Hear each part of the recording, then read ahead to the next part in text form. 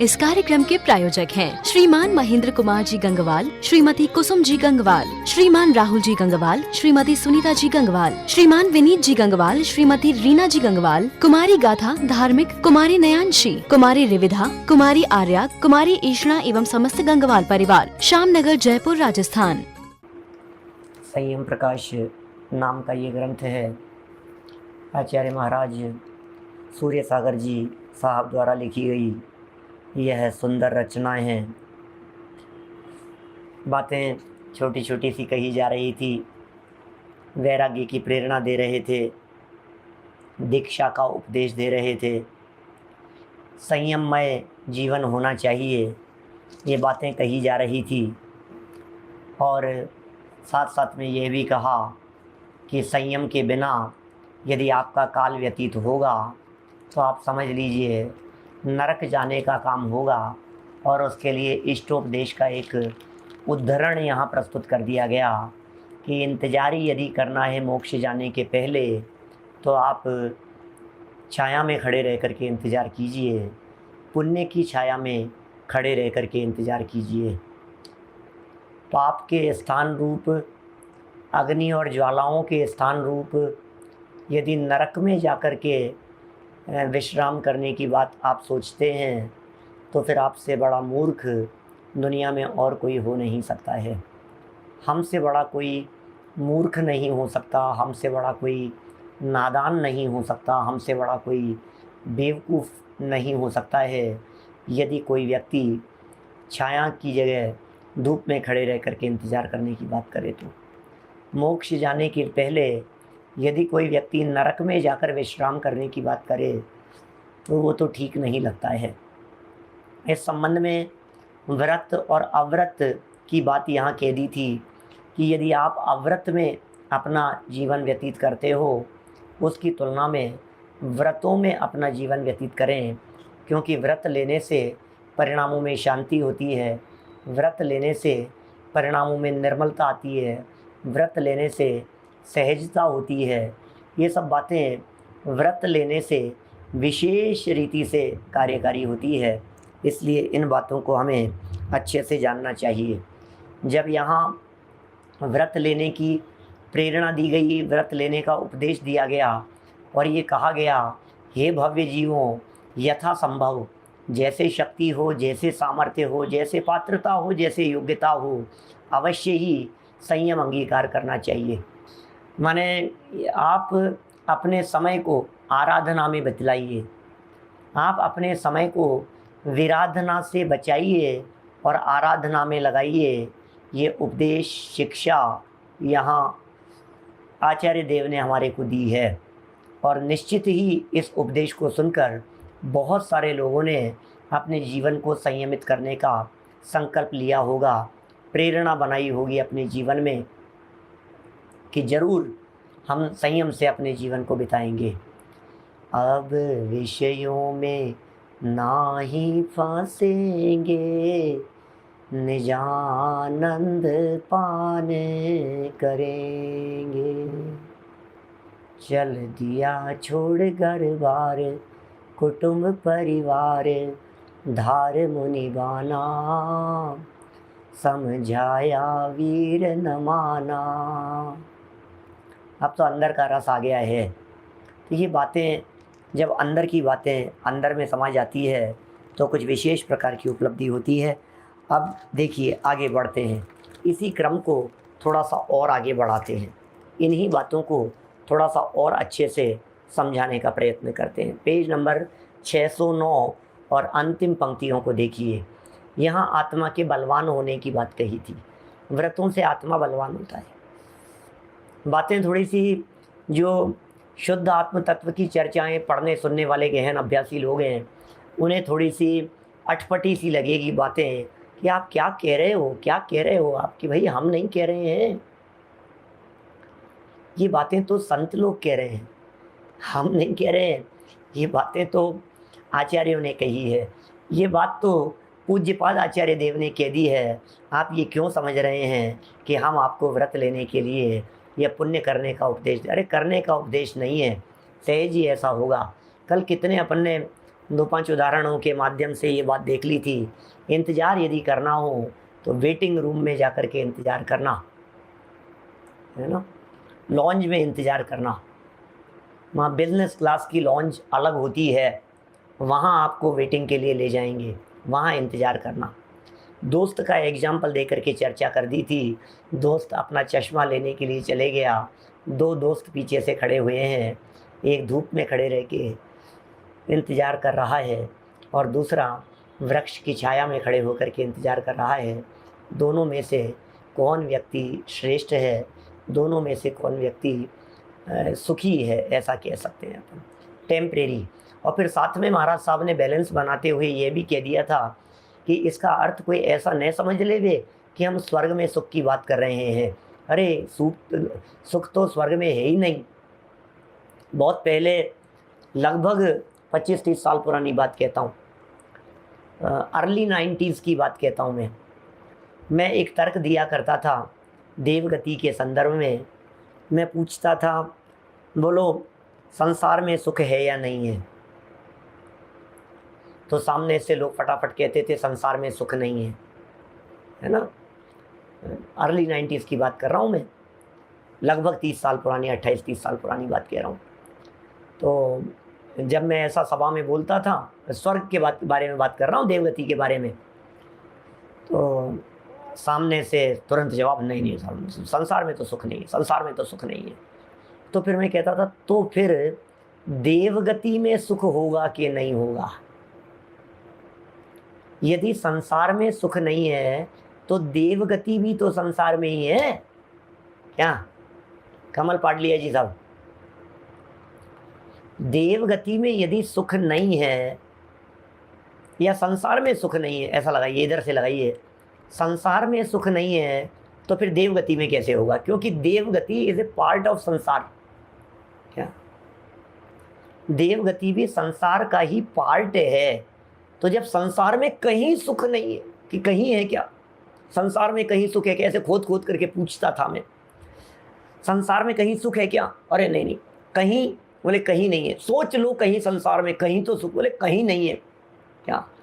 या संसार में जीव सुखिया कोई नजर नहीं आता। फिर मैं पूछता था कि तो फिर देवगति में?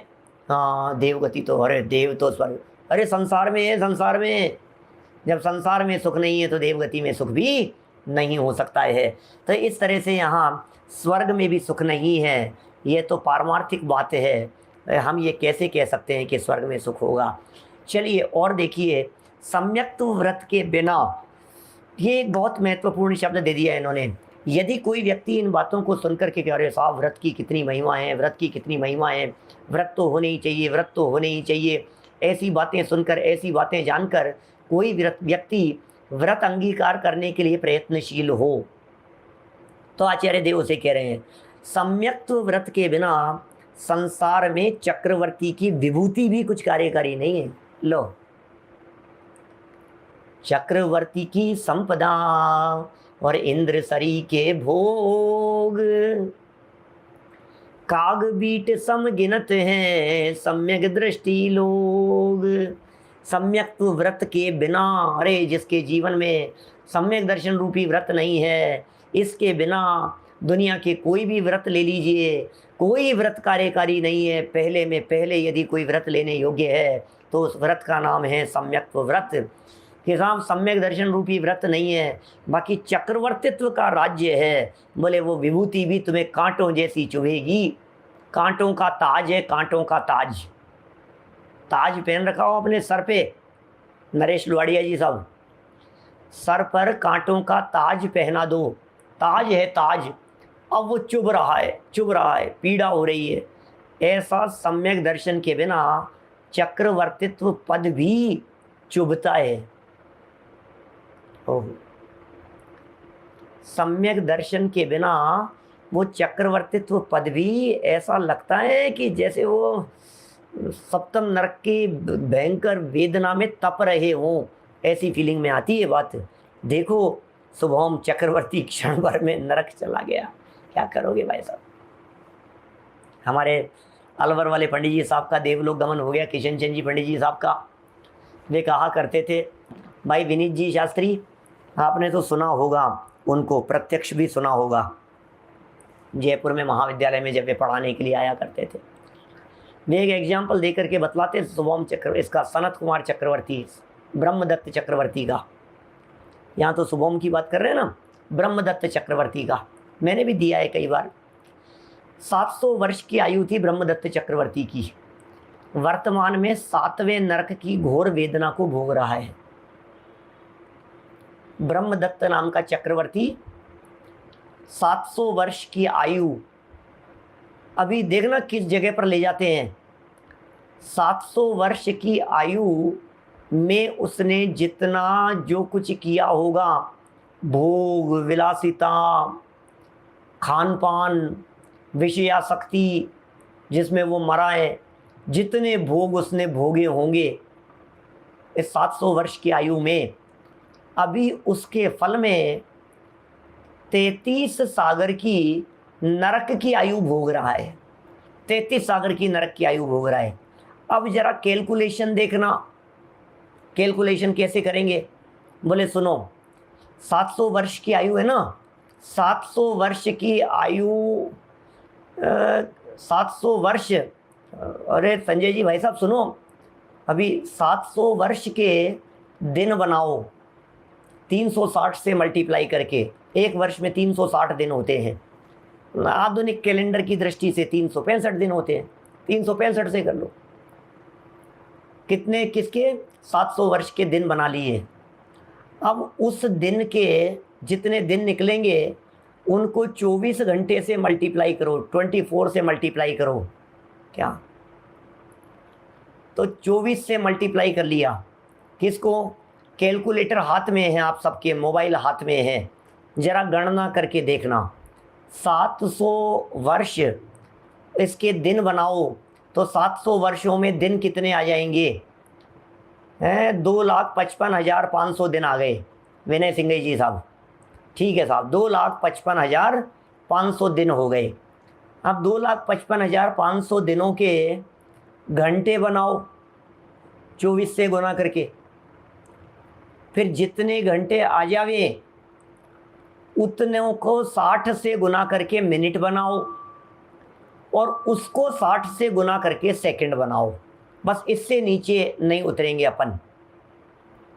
क्या? 61,32,000। हार्दिक जी क्या आया है? 61,32,000। 61,32,000 घंटे हो गए।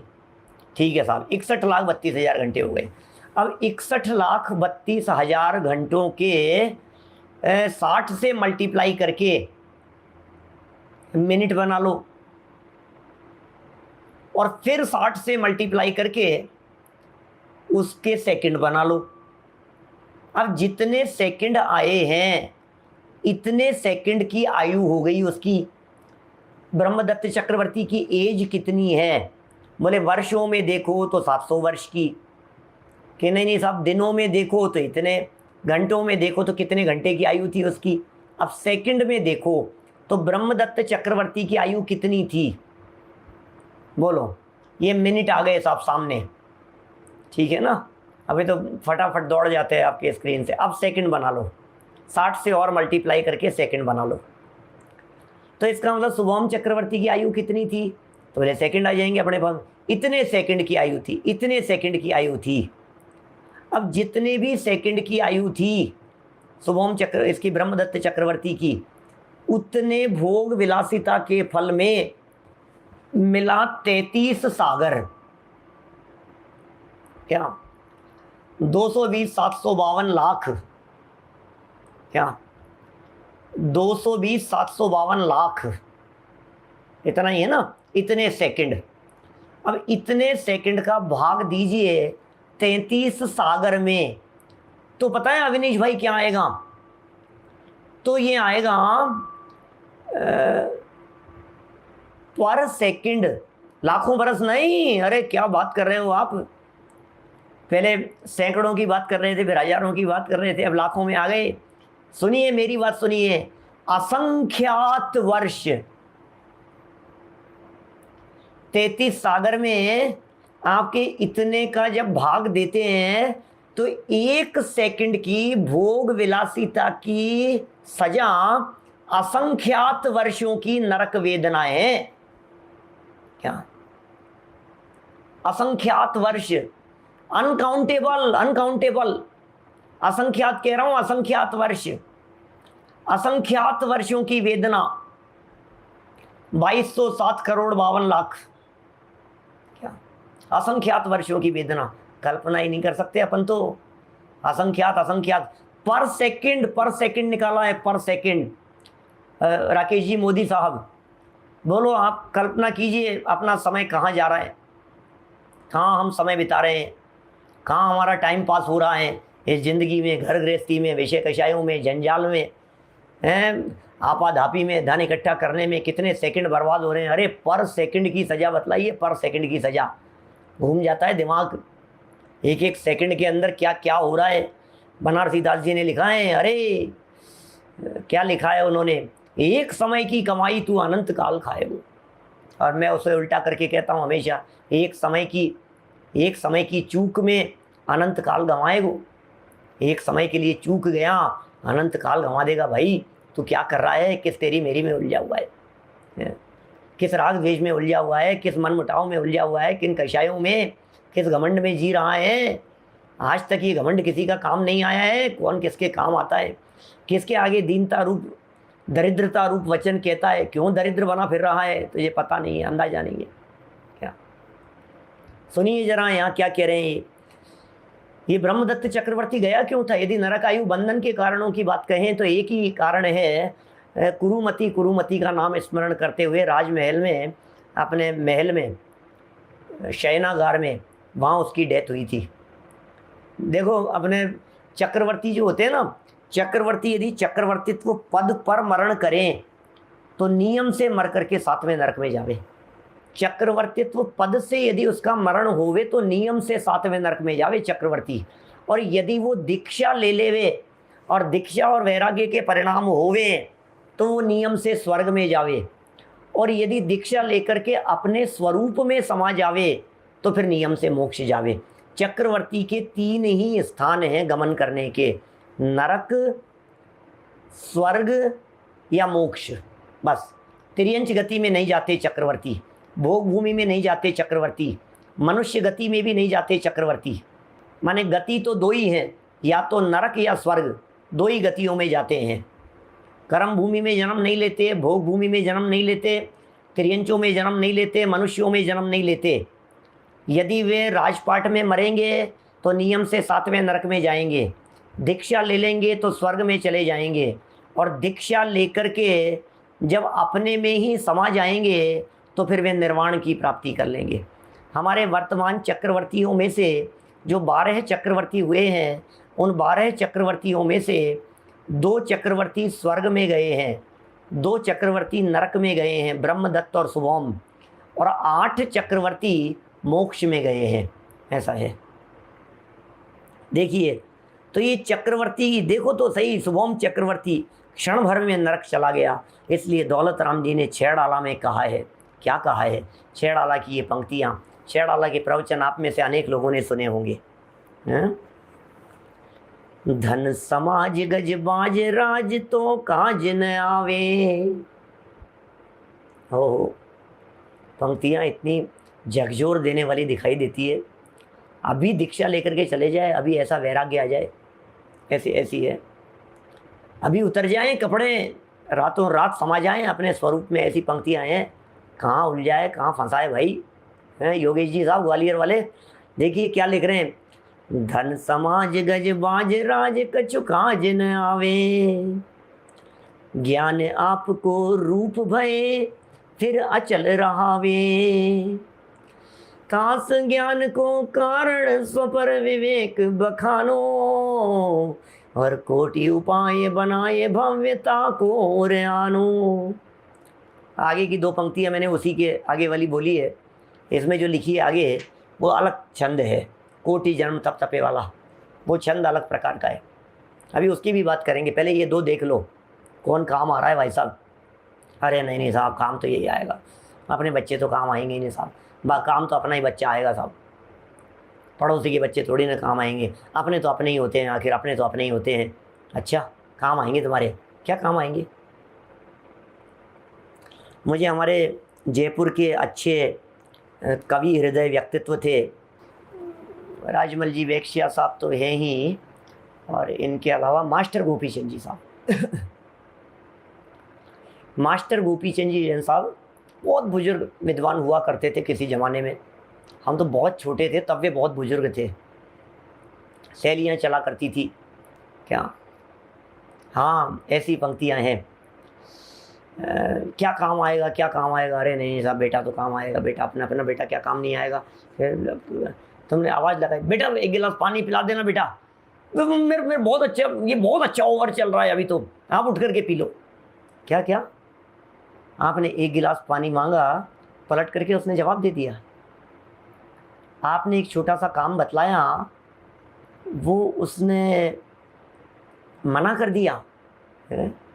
ये तो प्रत्यक्षदर्शियों की बातें हैं। कोरोना में अपने घर के भी काम नहीं आए, अपने घर को ने भी संभालने से इनकार कर दिया, अस्पताल में छोड़ आए पीपी किट पहनकर। कितने ही लोग जो लौट करके आए हैं, फिर उसी राग रंग में देखा है अपने बेटे को छोड़ करके जाते हुए। गाड़ी में से निकला तक नहीं, जब अंदर से आए हुए हॉस्पिटल के लोग उसे लेकर के जा रहे थे। अब 10 दिन 15 दिन हॉस्पिटल के अंदर कैसे बिताए हैं, कोई पूछने वाला नहीं, कोई सुनने वाला नहीं, कोई दवाई दारू देने वाला नहीं। हॉस्पिटल वाले संभाल रहे हैं, क्या हो रहा है, क्या चल रहा है, भगवान जाने क्या हो रहा है। और फिर अब तबीयत ठीक हो गई तो वापस घर आ गए, वापस घर, हाँ मेरा लाडला बेटा, मेरा राजा बेटा। अभी लाडला राजा बेटा इसको दिखाई दे रहा है? लो क्या लिख रहे हैं, सिर्फ डेथ सर्टिफिकेट लेने के लिए गए थे। ये सब दशाएं हमने अपनी आंखों से देखी हैं, ये सारे दृश्य अपनी आंखों के सामने आज भी घूम रहे हैं। उसके बावजूद भी हम ये कह रहे हैं काम तो आएगा, बच्चा काम तो आएगा। कोरोना के पीरियड में तो ये भी बतला दिया संजय जी भाई साहब, पारस महल वाले क्या कह रहे हैं, कोरोना के टाइम पीरियड में तो ये भी सीख लिया हमने, ये भी देख लिया कि हो सकता है अंतिम समय में चिता को आग लगाने के भी काम नहीं आए। क्या बोलो? तुझे तो घर से जंगल में तेरा ही खुद ब खुद बेटा, सुलाकर लकड़ियों के ढेर में तुझको जलाएगा, बने जो कुछ धर्म कर ले। क्या ये पंक्तियां हैं उनकी, मास्टर गोपीचंद जी साहब सुनाया करते थे। तुझे तो घर से जंगल में तेरा ही खुद ब खुद बेटा, सुलाकर लकड़ियों के ढेर में तुझको जलाएगा, बने जो कुछ धर्म कर ले। अच्छा इस काम तो आएगा, चलो कोई बात नहीं, चिता के आग लगाने के तो काम आएगा। कोरोना ने कह दिया चिता के भी पता नहीं कौन आग लगाएगा कि नहीं लगाएगा, कौन लगाएगा। सबको एक साथ बाढ़ देंगे, 50-50 लाशों को एक साथ। क्या क्या देखना है, कौन किसके काम आ रहा है? न धन काम आ रहा है, न समाज काम आ रहा है, न परिवार काम आ रहा है, न हाथी काम आ रहे हैं, न घोड़े काम आ रहे हैं, न राज काम आ रहे हैं। कुछ काम न आवे, काज न आवे। क्या काम आएगा बताइए मेरे को? मेरे अटैक आ गया है, मेरे पैसा क्या काम आएगा? सारे डॉक्टरों ने हाथ खड़े कर दिए, ये मेरा पैसा क्या काम आएगा? सूझती नहीं है। प्रवचन में तो ये सारी बातें समझ में आती है, प्रवचन में तो सब बातें समझ में आती है, लेकिन जब अपने लाइफ के ऊपर ये बातें बीतती है तो हमें कुछ बातें समझ में नहीं आती है। मोह ऐसा हावी होता है, हमें ऐसा लगता है अरे यार क्या बात कर रहे हो, ऐसा कैसे, मेरे बच्चे यही कैसे, ऐसे कैसे, मेरी बहू मेरे से बात नहीं करी, मेरी सास मेरे साथ ऐसा, मेरी देवरानी मेरे साथ ऐसा, मेरे बच्चे पोते मेरे साथ ऐसा, मेरी बेटी मुझे ऐसे जवाब दे रही। अरे तो भाई धन समाज गजबाज राज कछु काम न आवे। इस कार्यक्रम के प्रायोजक हैं श्रीमान महेंद्र कुमार जी गंगवाल, श्रीमती कुसुम जी गंगवाल, श्रीमान राहुल जी गंगवाल, श्रीमती सुनीता जी गंगवाल, श्रीमान विनीत जी गंगवाल, श्रीमती रीना जी गंगवाल, कुमारी गाथा धार्मिक, कुमारी नयांशी, कुमारी रिविधा, कुमारी आर्या, कुमारी ईशना एवं समस्त गंगवाल परिवार, श्यामनगर जयपुर राजस्थान।